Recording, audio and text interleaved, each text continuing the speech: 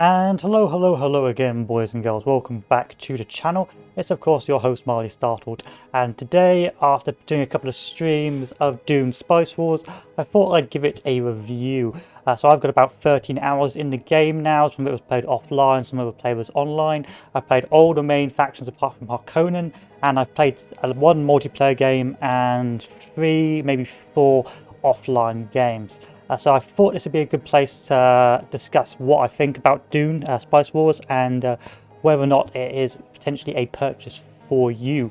Because of course it is early access, it is quite a new game. It's not an old well-known franchise like the Total War or Grand Strategy games. So for some of you who are a bit apprehensive about early access titles or a bit hesitant about investing in new products, this will hopefully be something for you. So we'll go through different details. So we'll talk first about the base game, where it's supposed to be set and the sort of style of gameplay. Then we'll talk about factions and the way the game mechanics work. We'll really sort of discuss things such as how the different classes play, what the gameplay feels like, and really just the sort of different sort of similarities it has with other games. So without further ado, let's talk about it. So DUNE Spice Wars is of course set in the DUNE universe over the main planet Arrakis. Now it's not really the main capital of the galactic civilization, but it is where the spice is, and the spice in this setting is used for navigation in the Galactic Empire. Without the spice, you can't navigate, and so you are doomed. And in which case, it leads to a rather large political play in Arrakis, both in the books and in the gameplay, where the spice becomes sort of the main aspect. You play as one of the factions in the DUNE universe, attempting to become the ruler of Arrakis and beat the other factions to win the game. It leads to quite an interesting premise, quite a new and unique setting to play in, and can make it a very interesting playthrough if you liked sort of a new and interesting sci-fi settings. So in order to do this, you have about currently 5 different factions with their own strengths and weaknesses. Now each faction plays differently and have different combat units and different bonuses and penalties. This means that it pushes you towards certain play styles, which in turn means that each faction gives you a different sort of playing experience. What I would note, however, it's still early access and the developers are still changing some of the classes and some of the factions, meaning that some of the factions right now don't feel like they're canonical behavior, but we'll go into that a bit later on. So you have House Atreides, which of course is the good guy faction in DUNE, if you can quote that, which is really all about politics, and the Landsraad, which is sort of the political systems in the DUNE universe. Their sort of play is sort of turtling and using diplomacy to get bonuses to win a victory. Victory via hegemony, which is one of the victory conditions. They can of course get peaceful annexation, but really their main benefit is they get an easy win in terms of politics by having large influence, and when it comes to politics, they have a very strong ability to force peaces or force truces with other factions, meaning that they can be a very strong soft power faction, allowing you to influence how other players behave or the AI behaves, while also being able to get most of the bonuses from the Landsraad to penalize or prevent other factions from doing something, or to just advance yourself.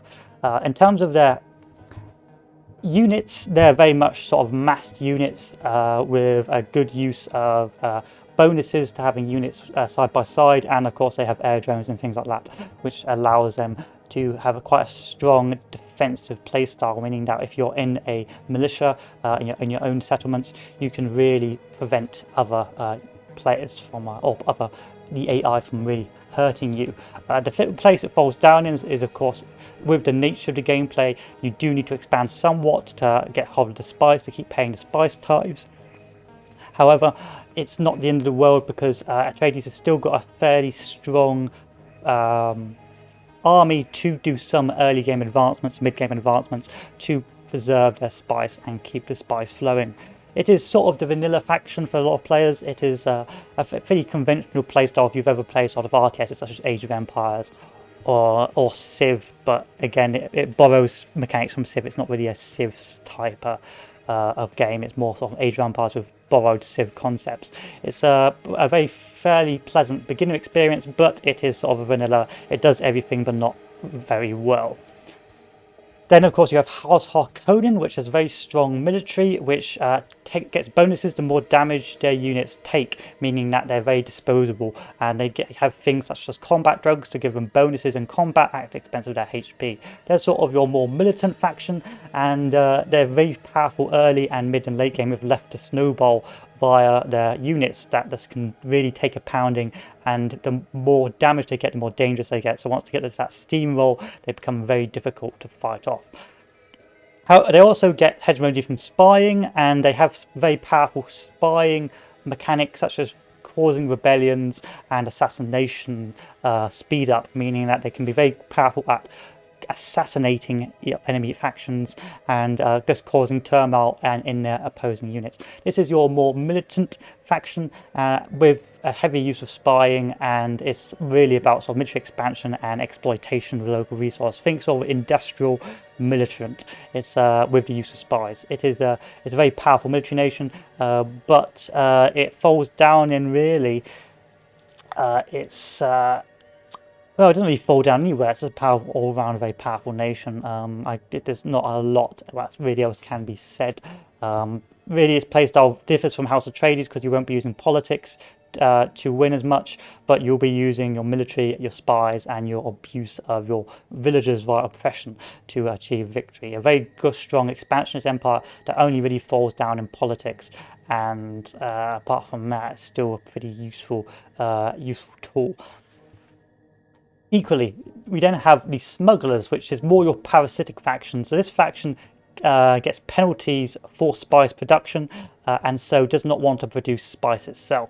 It's instead more of a parasitic faction where it raids nearby settlements and then uses the finances from those settlements to create spy networks and underworld havens in other factions.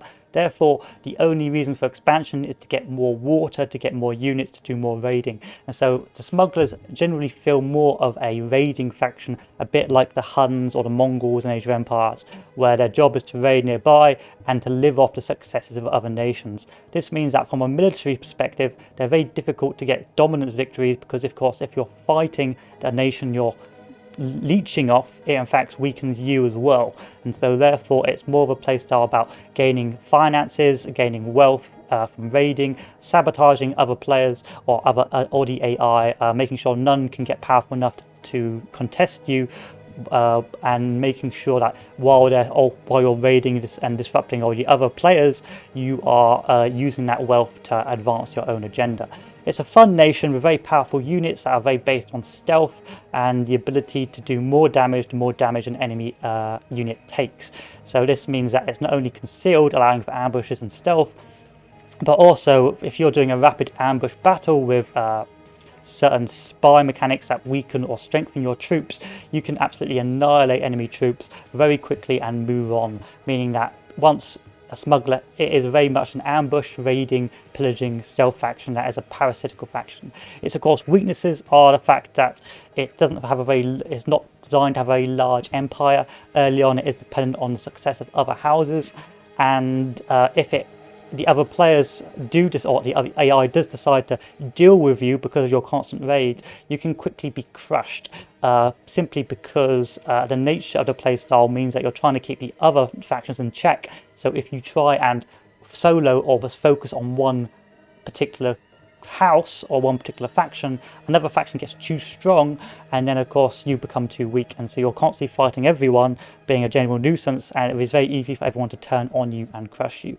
Of course, it does get the benefits of effectively getting wealthier based on other factions, and it has a lot of bonuses to the ability to sort of course sabotage in other factions and be a general nuisance. It's very much a raiding faction, which is very fun. The Fremen are a rather interesting faction that is going through a lot of development rework.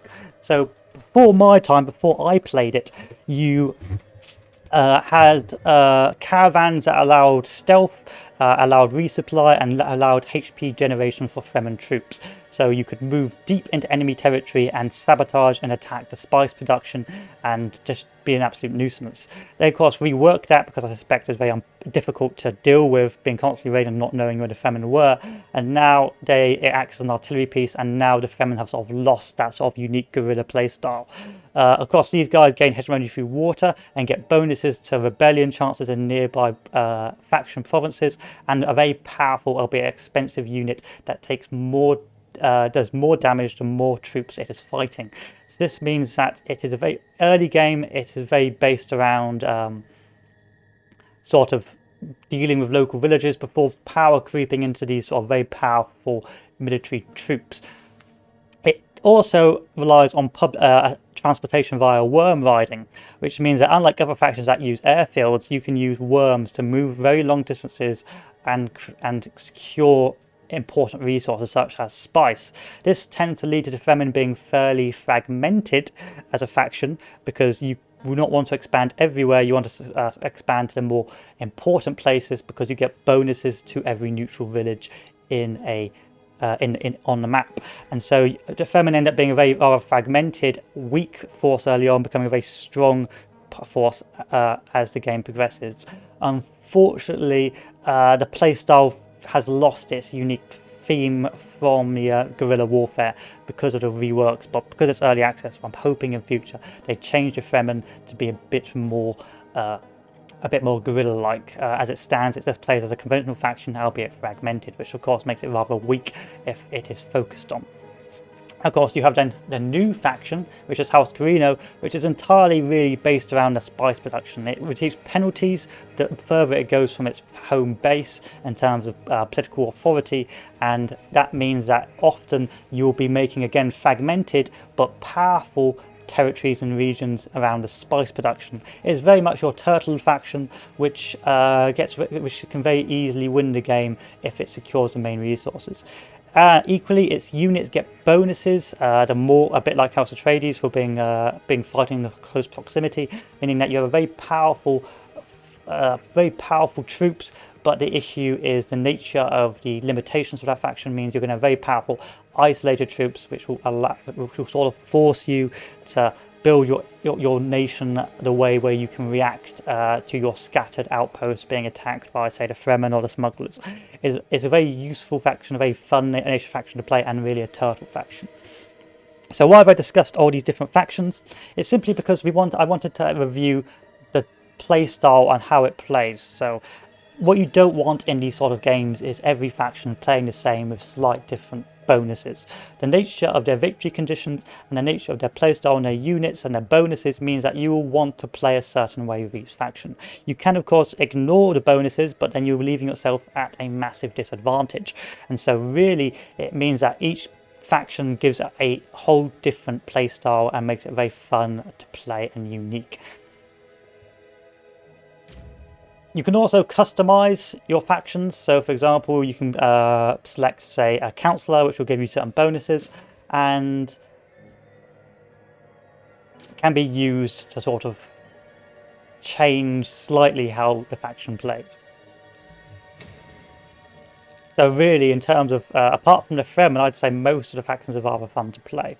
Now, we're only going to play a little bit of the game. We're not going to play it completely from start to finish, just so I can just demonstrate to you the different mechanics. So why I say it's a bit like Age of Empires 4, because immediately when you see the start of the screen, you've got your scout troop, which can be used to scout around. You've got your military base and your main settlement, which of course, if you lose, the game is over. Now, as you can see, each faction or each unit has its own bonuses and abilities, meaning that you want to play your your units differently and your military slightly differently when compared to other nations. Okay.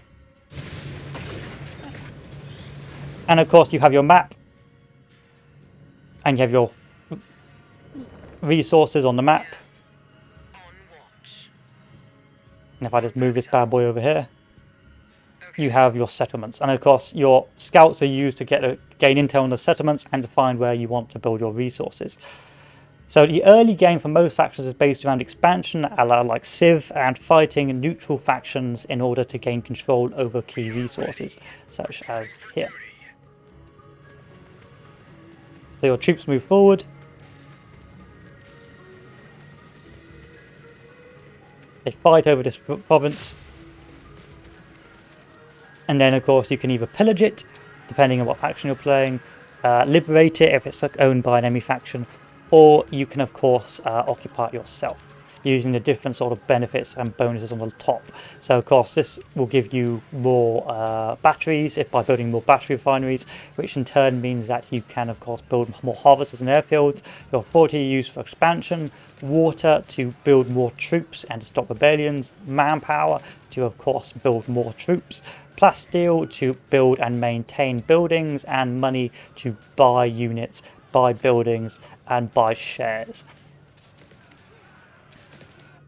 As the game progresses, you get hegemony based on your certain certain factors, and depending on what faction you play, it could be based on guild fees paid, or it can be based on raids, or it can be based on water. Hegemony will unlock more abilities, like the ability to upgrade your base, which will then give you more bonuses, or it can also give you some flat bonuses to other things. So from there, we can of course build our refinery and then start refining the spice. You can see you can unlock more build slots using plasteel. You can upgrade a militia to add local defense, and you can build more buildings for defensive emplacements. Now, when I say it's a bit like Civ as well, it's because it borrows ideas of diplomacy with other factions, allowing you to trade, do peace deals, and so on, with also the very political, varied ways of victory. So I'll wait for a little bit and then show off what I mean by different varied political victories. So, of course, one of your victories is domination victory, which effectively is just killing out the other factions. Another victory condition is, of course, by getting hegemony, which if you get enough hegemony, you win by points, meaning that certain factions will, if you want to go for hegemony victory, you have to play to their certain playstyle. So if I wanted to get hegemony victory as House Carino, I would want to build as much, secure and build as much and get as much spice as possible. Then, of course, you've got the research tree, which allows you to research different mechanics such as the economy or military to upgrade to get better units, spy network to, of course, get more influence or get more spies, and megalopolis and so on to get more special sort of abilities in your spy networks, and, of course, to reduce the cost of water.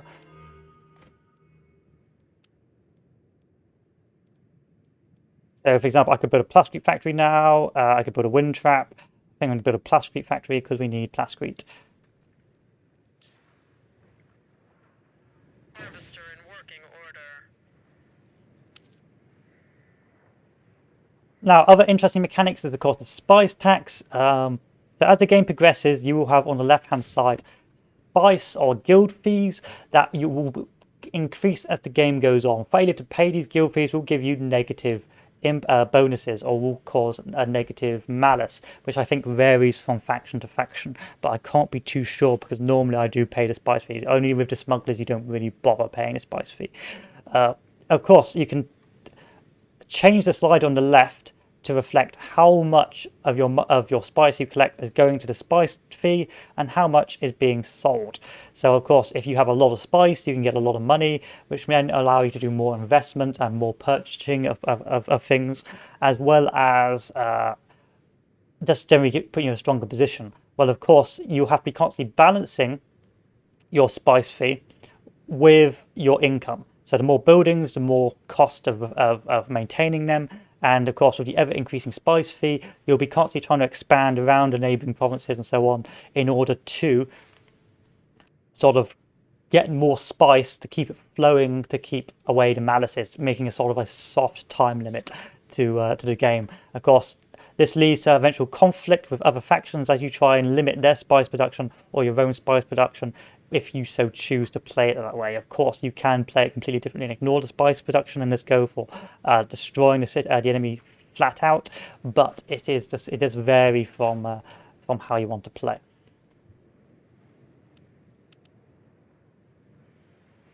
And so these guys will collect. We can of course expand, but I really want to expand over here. because this faction gets certain bonuses to having nearby refineries and so on and so forth.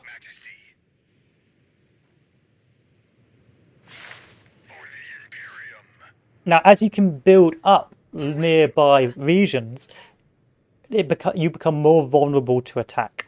What I mean by this is if you decide to build a water refinery and that water refinery becomes the base plate or of the baseline to keep feeding your troops, losing that water refinery will of course lead you to potentially not being able to sustain your troops anymore. Same if you've got a spice refinery and that as the base mark of your economy, then of course a raid into that spice place may end up starving you and destroying your economy. This means that the game becomes a very unique way of potentially playing guerrilla tactics, where you attack certain key parts of the enemy empires to prevent their growth and reduce their expansion. You also have the issue of the worms. I'm going to show the worms off to you because I think we'll come to the end of our time soon, well in 16 days we will, which act as sort of natural hazards. So as you fight or progress, the worms will randomly patrol, and the more you fight, the more attention you attract the worms to. Now, this means that over open territory, you can potentially lose your army to a worm attack, which I will now demonstrate. Meaning that it acts as a very powerful environmental hazard which you have to take into account depending on the terrain of your troops. You can also, as certain factions, allow the Fremen to sort of conduct or attract worms to sabotage, and it can be used as a very fluid playstyle. For example, if there's an enemy army coming across here and I was a Fremen, I could use one of my spy abilities to call up a worm and hopefully get them before they get over to Fen Eon. Of course, Bedrock prevents the worms attacking the villagers, so most of the battles are played on Bedrock, and most of the time they felt, apart from a few key moments, the worms have just felt of a mild nuisance. But there have been times when they've been instrumental to a battle or to a defeat. You also have your spy network, which allows you to invest in certain certain places. So if I invest in, say, the House Atreides, I can get +5 intel, which intel is then used to, of course, buy certain special abilities which vary from faction to faction. One being a probe setup, which allows me to reveal all intel, one to weaken the enemy, one to keep my guys supplied because they lose supply in neutral or enemy territory, one to, of course, get more wealth, and of course other special abilities to boot, such as the orbital barrage or the assassinations. So intel can be used that way to gain intel, or it can be used to gain authority in Arrakis and begin sort of research projects around the world, such as over here. Or it can be used to get more manpower and so on and so forth, or just full-on counter intel. This leads to quite a unique playstyle for some of the factions, allowing you to potentially become the spy master and just foment rebellions and cause hassles in enemy empire without really directly engaging them in open combat. You also have what I would say sort of are the civ-like barbarians, which will conduct raids on you if you do not keep them appeased, which of course is based on their relation. If you increase your relations with them by trading with them, in this case water, you can eventually form an alliance with them to get their bonus ability.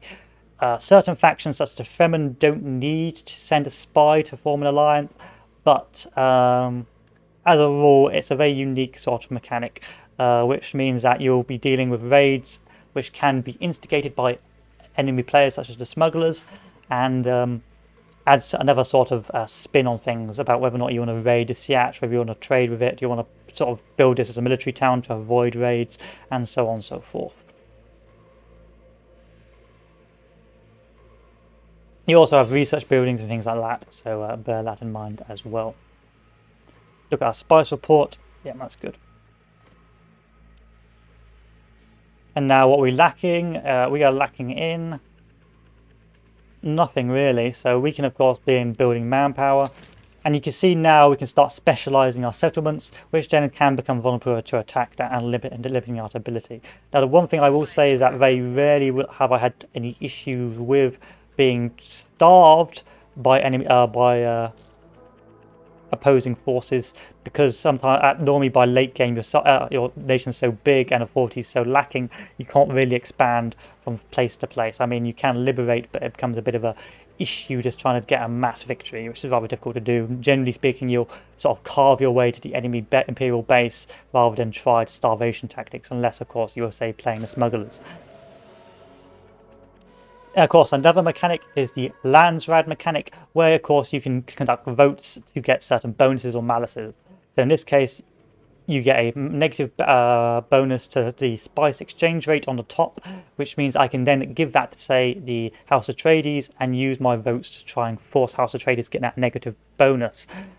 And of course, you can get more influence by buildings and certain faction bonuses and abilities, meaning that you can play the political game and really advance that way, or you can choose instead to completely ignore it and potentially become a victim of political scheming. There's been a few times where my income has been completely demolished because of, say, a imposed water tax, because I had too much water, which can make it really damaging for, say, the Fremen, who get hegemony based on their surplus water supply.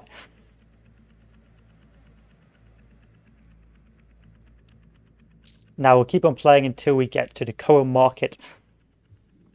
And we can see here there's another spice refinery, so of course we could advance down here to secure this spice refinery if we had more water and if we had more authority. So of course we're going to have to build more water refineries. As I will say, you generally don't make military hubs or military zones as a town or city unless it's on the outskirts next to, say, an enemy faction. What tends to happen is you look at what you need and then you build it and you go from there. So you can, if you wanted to, make these sort of hub towns or sort of military hub towns, but generally speaking, it's more really just reactive on what do I need and what can I afford to get. We are listening, Majesty. We are ready. And we'll keep playing till we get to the Cohen market, and then we'll go from there.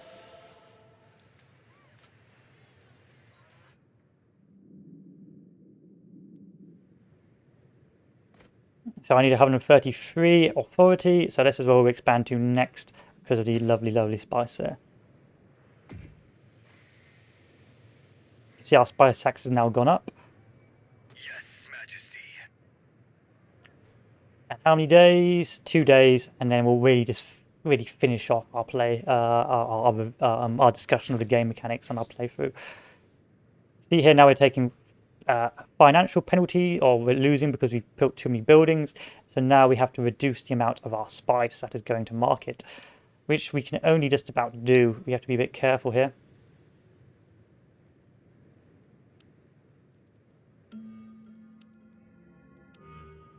On watch.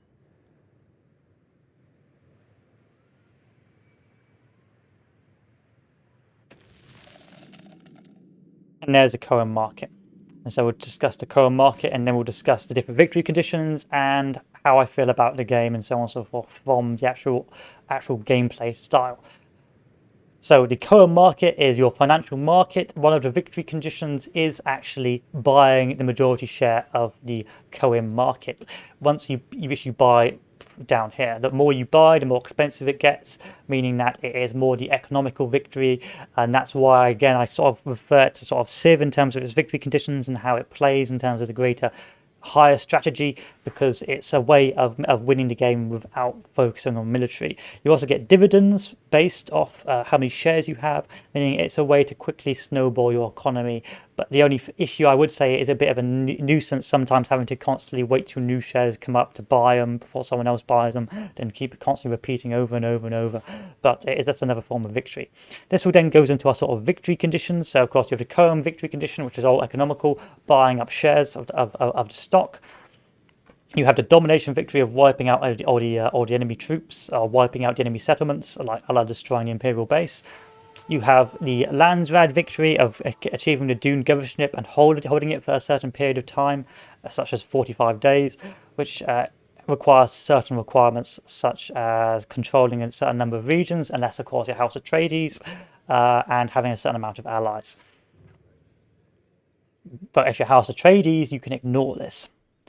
Then, of course, you have your Hegemony Victory, which you get which is based off factors such as allied sieges, controlled regions, as well as your base faction's ability to gain hegemony, such as the Fremen's reliance on water, Atreides on positive resolutions, smugglers on a number of underworld bases, and of course Harkonnen based on spy activity.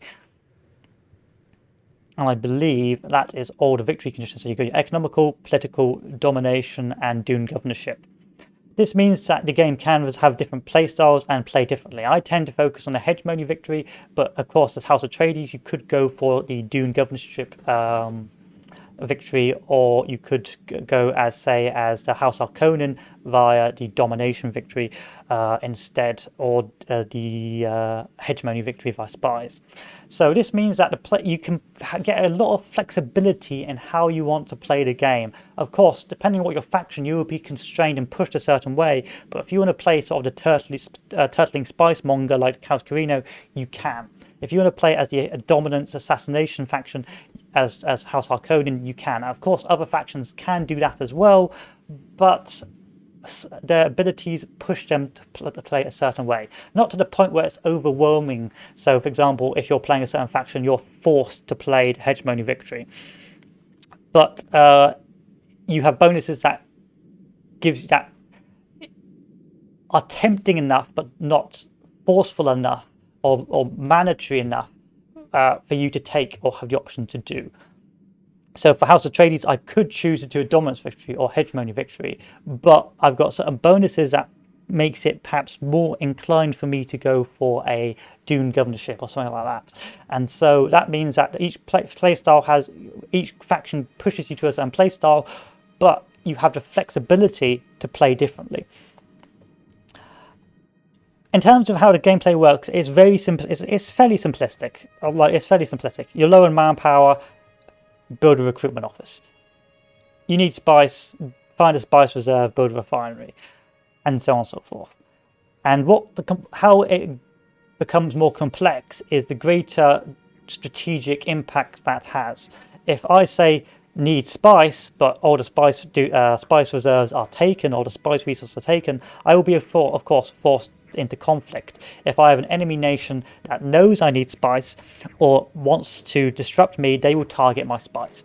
If they want to disrupt me and say raid a village and destroy my water, they can of course paralyze me by doing so. And so it becomes this greater strategic impact. Even though the build-up is simple, it becomes about where am I on the map? What resources do I need to protect? Where are the nearest threats?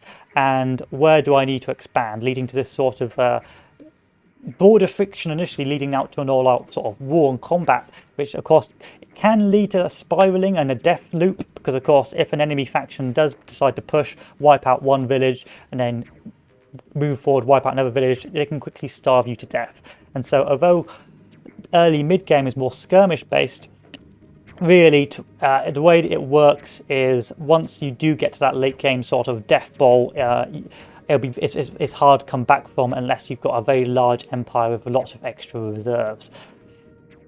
And of course that leads into the wider sort of strategic impact that if you're such a large empire, it may be difficult for the other nations to get close enough to you to destroy you, and so that of course inclines to another sort of strategic impact. The combat is nothing really to speak much about. It is send your units in, stay off the sand, use your unit abilities, upgrade their ability, their power via research, and do a little bit of micro for your ranged troops. And then just hope you've got enough troops, I hope they're better, and hope you've done the right operations to give you the greatest advantage. This means again.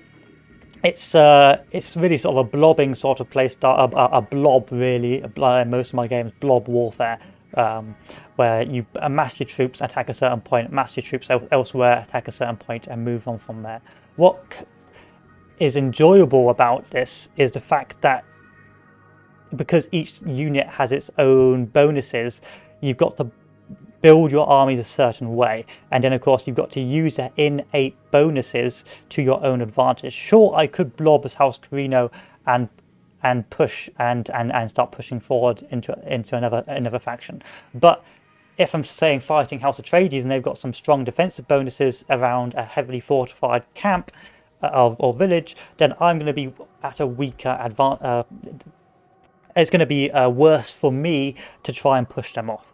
Whereas, say, if I am the Fremen and I have these solo units that are really strong when outnumbered, I can fight more spaced out and I can really dominate defensively while also be very powerful and be able to, if I'm very good at micro, nibbling away at other nations. So although the combat in itself is very simplistic, because of the different bonuses each faction has, it affects the different way you play. So if I was, say, playing as the smugglers, I would focus very much on hit and run tactics, move in, hit to wipe out the troops while they're still taken aback, and then raid and get out.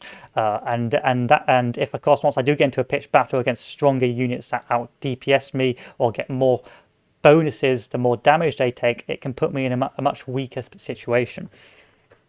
So I suppose what I'm trying to say is that although each mechanic is simple in its understanding, it is still enjoyable, and because each faction plays differently, it will lead to a different game each time you play. And when I talk more about the Civ aspect, because the map is randomized, depending on where you start, you could have a really different kind of playstyle. Like I could start very far away from anyone else and be able to turtle my way to an easy victory, or I could start without a lot of resources and need to fight other factions to get their resources. I could start in the middle or really close to other factions and have to play a very defensive playstyle.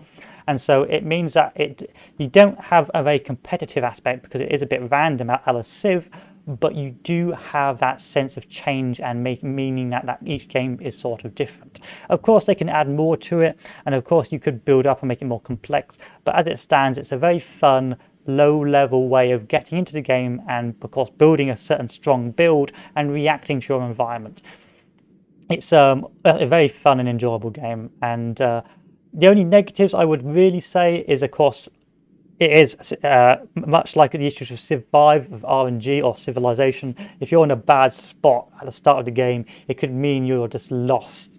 You've lost the game completely, so you have to re-roll.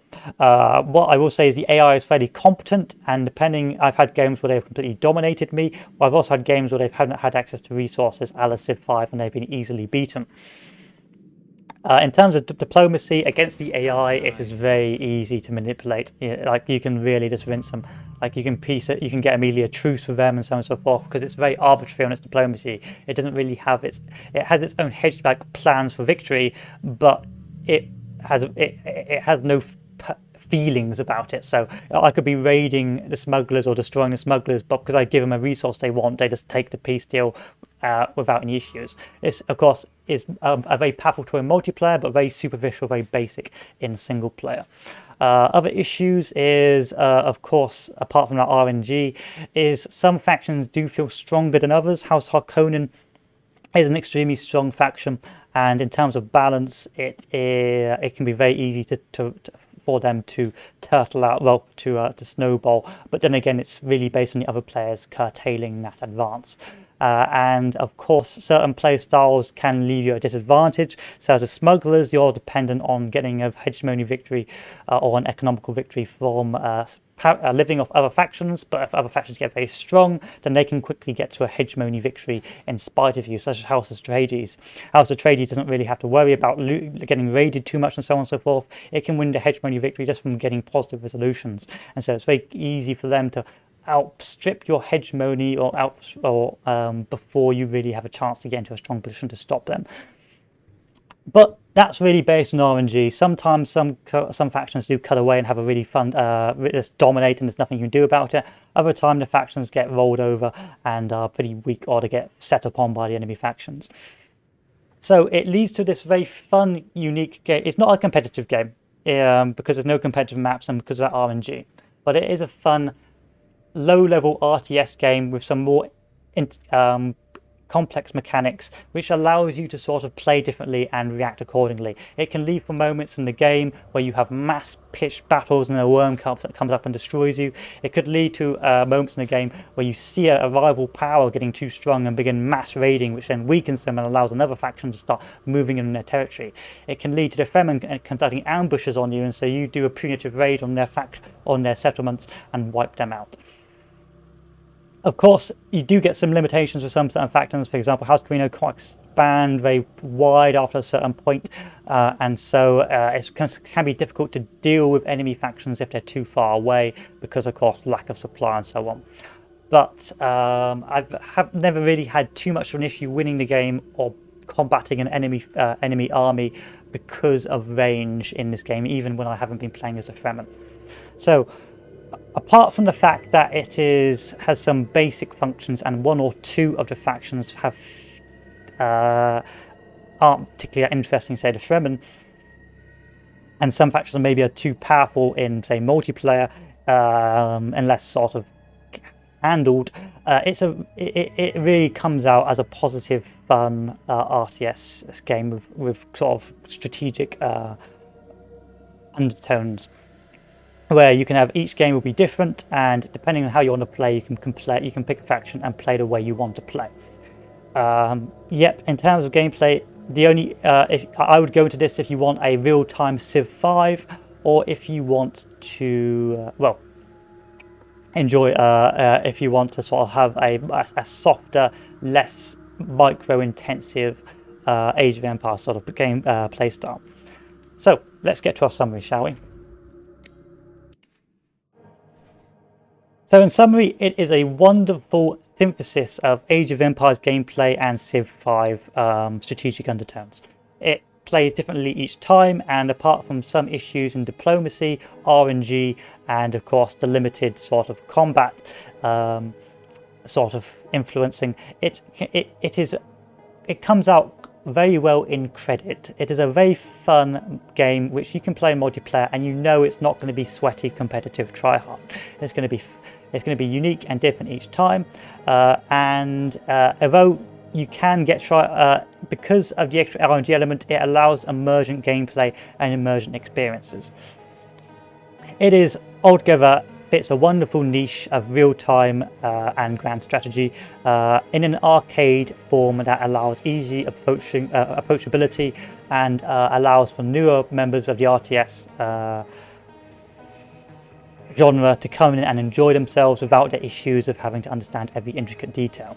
It also allows older or those more used to the RTS genre to really enjoy themselves, or from the strategy genre, and really just playing around with perfecting or building certain playstyles for the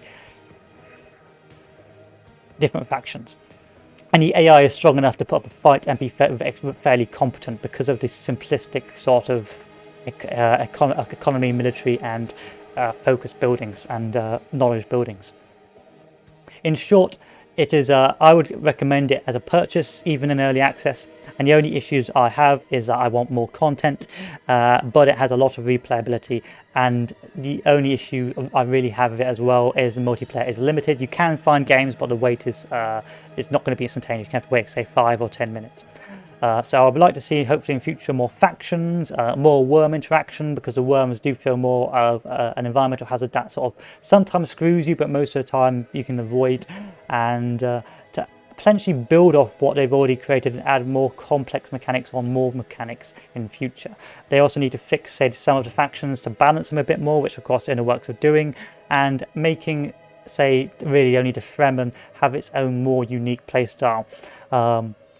In short, I would recommend it as a purchase for those who like Age of Empires, but a slower pace of Age of Empires and like Civ 5, but don't like spending 24 hours of your life winning a single game, but want it condensed down to more a 2-hour, 3-hour stint. It's also in a wonderful setting and unique for those who want to try and see new things and play new settings. In short, a solid, I would go with an 8 out of 10. Because it has enough replayability to keep you going. The only thing is, once you've played a certain playstyle and you like it, you want more. You just want more. Like with any game, you want more. And although each faction plays differently and is fun to play, so I've got 13 hours in the game, once you will eventually get bored of this limited roster, leading to hopefully more people pushing towards a multiplayer. I haven't had any issues with the multiplayer, and in fact I've had a game where people have left and reconnected without any issues seamlessly. and it means that as a whole it's a very easy game to get into and get multiplayer games going for fun, not competitive. I feel like a lot of games these days, and RTS games, try and push to be disgustingly competitive, and then it means the game is soulless, unpredictable, it's soulless, predictable, and all about maximizing, optimizing certain strategies. In this, of course, you can optimize strategies, but because of the randomness of the terrain and the maps and the enemies you'll face, you will, of course, won't be able to optimize as much as you could if it was, say, a static competitive map. This makes it a very haven for the casual RTS gamer, a haven for the casual multiplayer RTS gamer, and a wonderful place, a wonderful game, which I would recommend you guys give it a go if you're new to the RTS genre and want to have a enjoyable experience without the issues or the hassle of difficult to understand mechanics, tedious multiplayer vetting, and the soul-suckingness of professional esports. So altogether, an 8 out of 10. Early access, but I would recommend a purchase if you want an RTS game and you're new to the genre and you want to start out somewhere.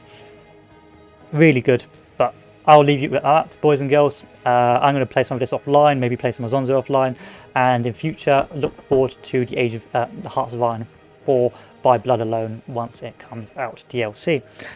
Anyway, thank you all for staying all this time, and if you have any questions or queries, or you wish to make any comments, feel free to do so, and I will see you all later. Have a good one, boys and girls. Adieu.